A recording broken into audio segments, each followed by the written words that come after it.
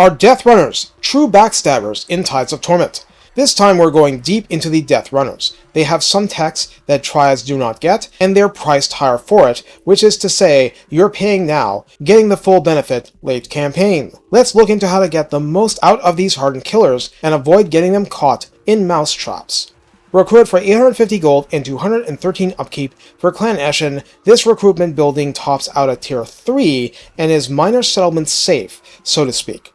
Entities, health, armor, and physical resistance match the Triads, which means 72 entities, 5,760 health, armor 20, physical resistance 30%. But leadership 68 is 4 better, speed 54, and charge speed 60. Melee attack begins at 32, inflicting Weeping Blade with each blow.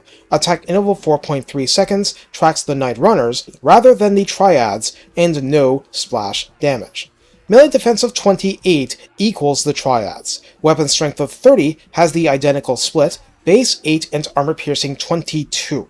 Unlike the Triads, these have a bonus versus infantry of 10, and a charge bonus of 22, which is a big improvement. Mass 90 again.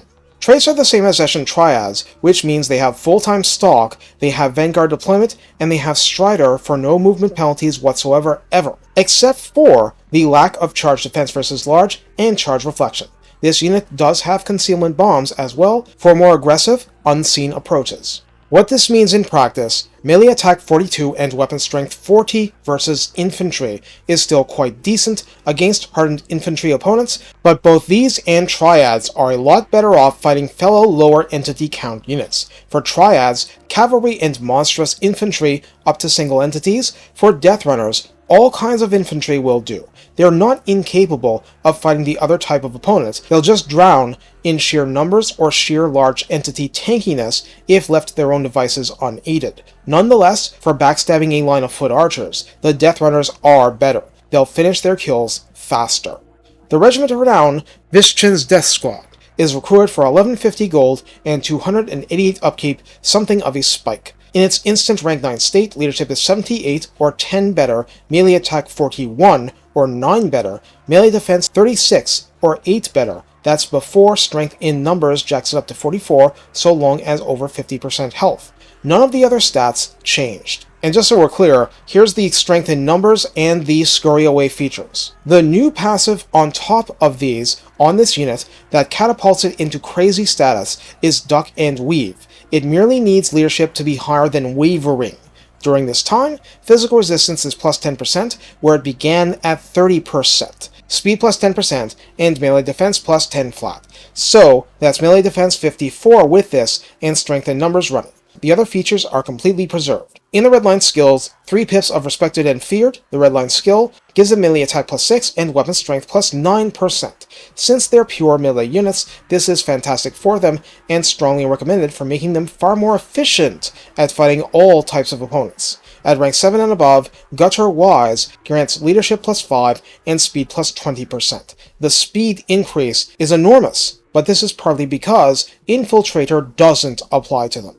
In the tech tree, Devious Plans, which Eshin can start researching on turn 1, grants minus 5% recruitment cost to all units, which is going to prove quite important to you over the long haul. Hit and Run is a luxury tech in a sense, but it's speed plus 10% for all infantry, including Death Runners, which are already pretty fast. This is no joke, and does make them deadlier. Best of the Best gives recruit rank plus 2, and Rule Through Fear gives Death Runners plus 10 leadership, weapon strength plus 10%, and charge bonus plus 10 flat. These are amazing buffs, and maybe this is priced in a bit with the upkeep, but Triads are cheaper currently.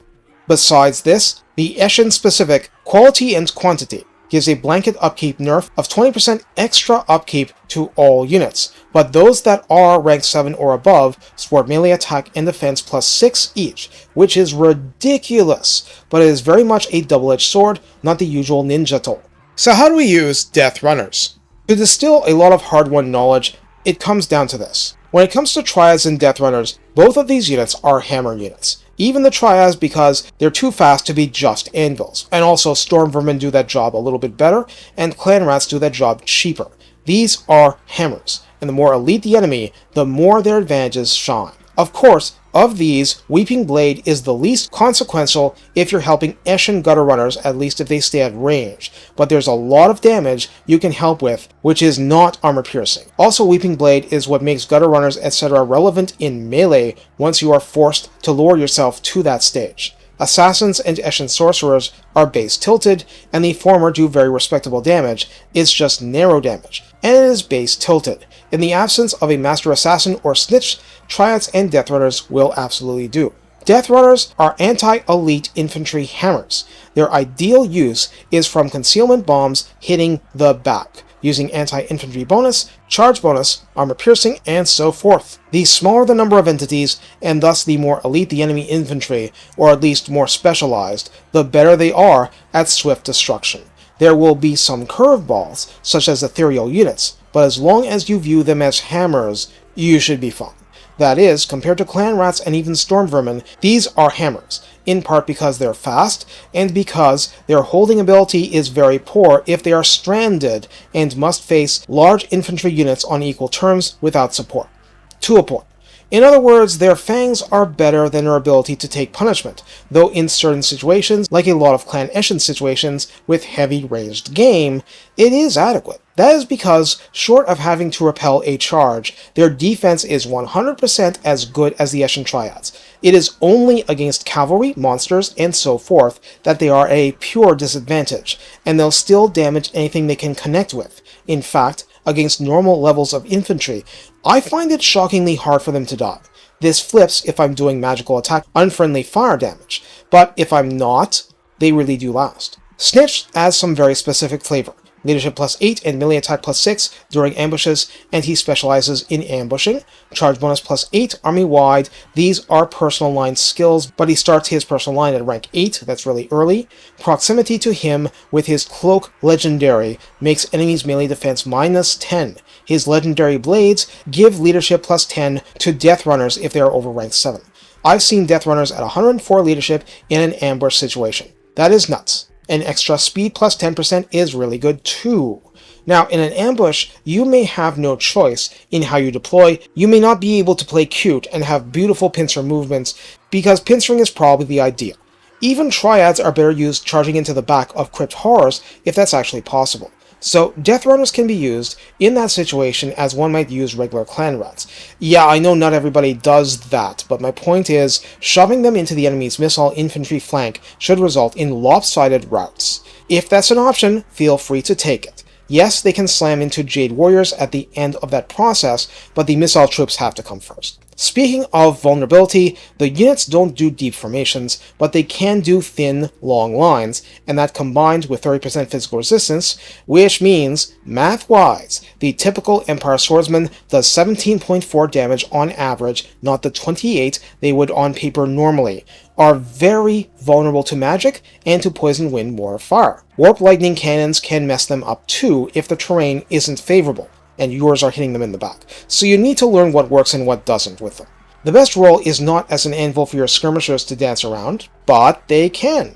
The flexibility, the default stock, and so on, they're hugely helpful. You just need to keep them out of your worst weapons team fire, if at all possible. The fact is, it's dangerous to love a Skaven unit too much. It's there to kill for you until forced to scurry flee.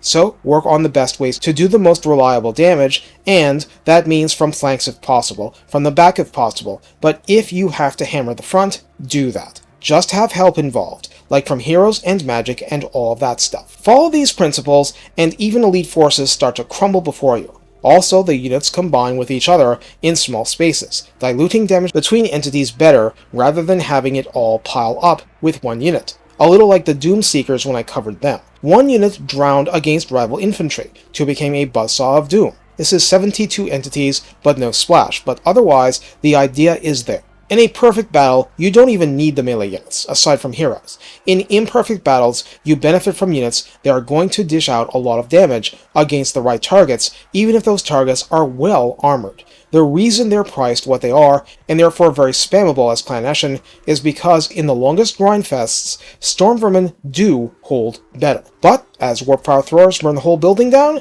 this is fine. And the Ninja Rat scurry flees before the roof comes down anyway. Death Runners are fearsome enough in a straight-up fight, but against a lot of the game's offerings, anything that breaks is extremely vulnerable to them. So in the absence of Wolf Rats, probably massively overpriced as Eshin, you need to exploit the speed and armor piercing against any possible target. Where Triads were tryhards in this role, Death Runners are top-tier backstabbers against elite infantry. Especially infantry that's running. Take care and have fun turning white lions into frightened kittens.